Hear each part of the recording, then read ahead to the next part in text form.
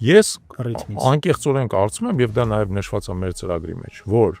ժամկետային զինծառայողները առաջինը պետք է անպայման վարձատրվեն,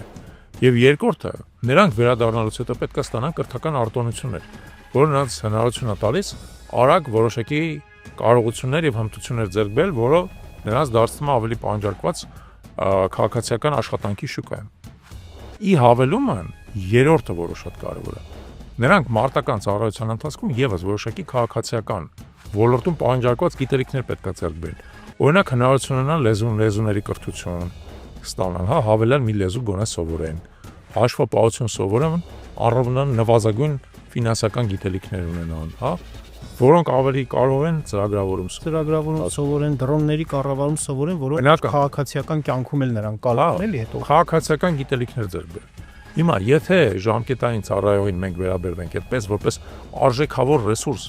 որը ոչ միայն այդ 2 տարվա ընթացքում ծառայում է երկիրն է պաշտպանում, բայց դրանից հետո պետք է վերադառնա ու արդեն երկիրը պաշտպանի